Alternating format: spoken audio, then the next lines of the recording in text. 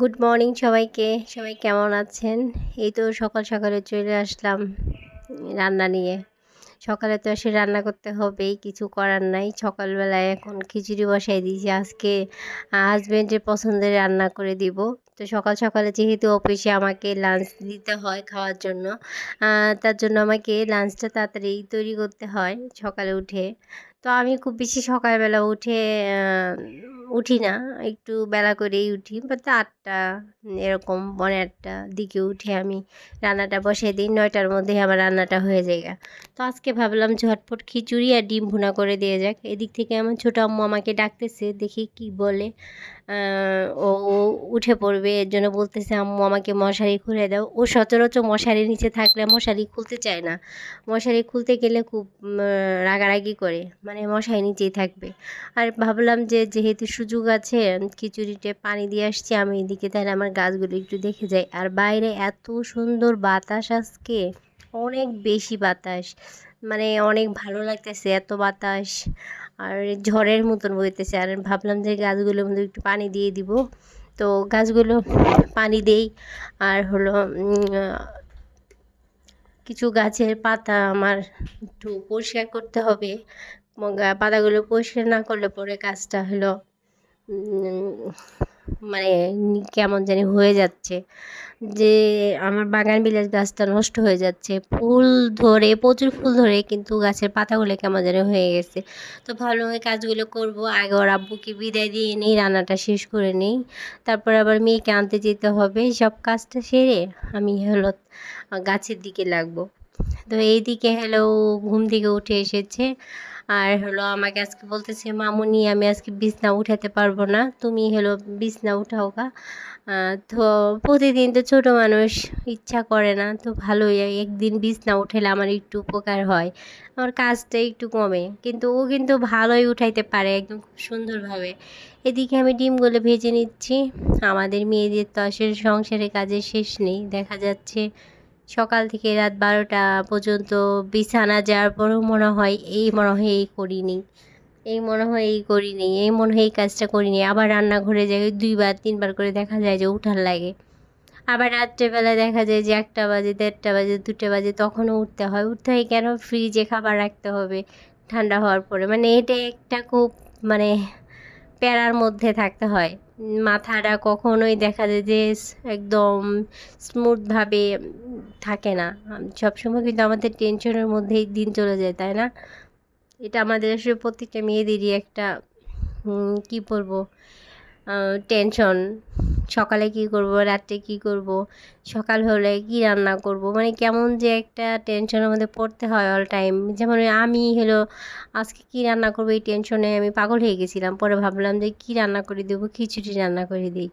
দিয়ে আর খিচুড়িটা কিন্তু সবসময় ভালোও লাগে না, যেহেতু একটু গরম গরম পড়ছে, এর মধ্যে খিচুড়ি, এর জন্য রান্না করতেও কেমন লাগতেছিল। আবার ভাবলাম থাক, যেহেতু পছন্দ করে রান্না করলে খুশিই হবে।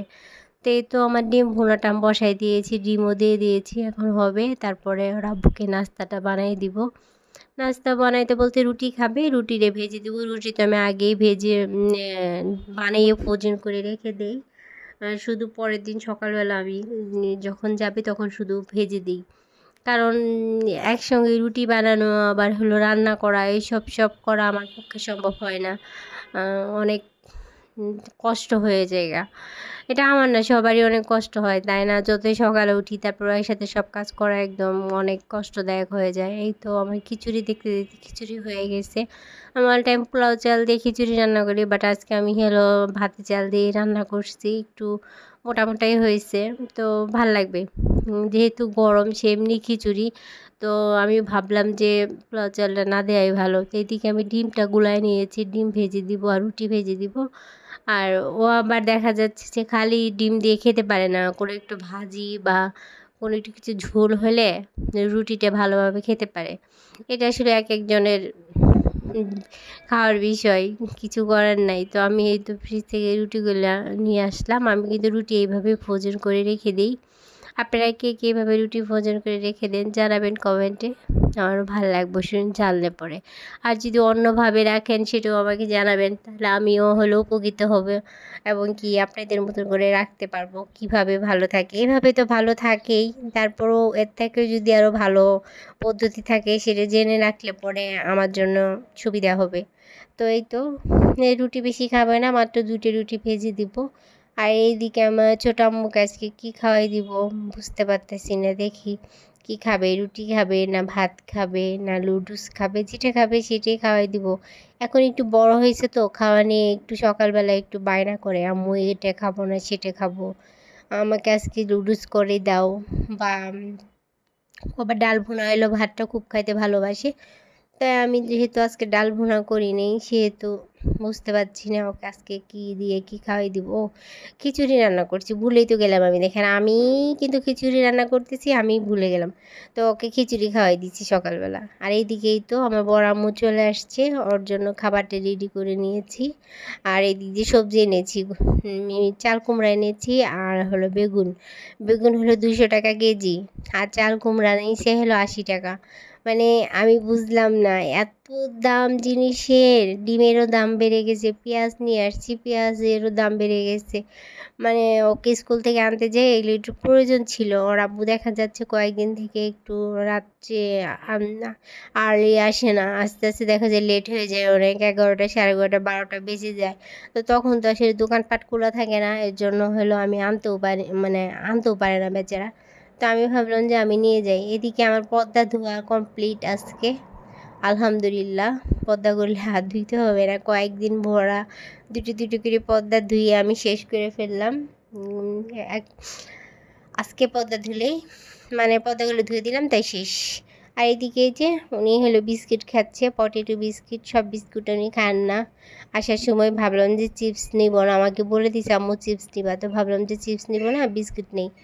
বিস্কিটটা নিলে পরে খেলে পেট ভরবে, কিন্তু চিপস খেলে পরে হবে না। তা আমি এইদিকে একটু বাদাম খাচ্ছিলাম, যেহেতু স্কুল থেকে আসছি, একটু পানি না খেলে ভালো লাগতেছে না। তো ভাবলাম যে একটু বাদাম খেয়ে নিই, একটু বাদাম খেয়ে পানি খেয়ে নিই। তো আজকে আর চা খাওয়া হবে না, আসলে শরীরে প্রচণ্ড খারাপ লাগতেছে, চা খেতে গেলে এখন খুব খারাপ লাগবে। এইদিকে তো আমি একটু রেস্ট নিয়ে একে ডিম খাওয়াবো, যুদ্ধ।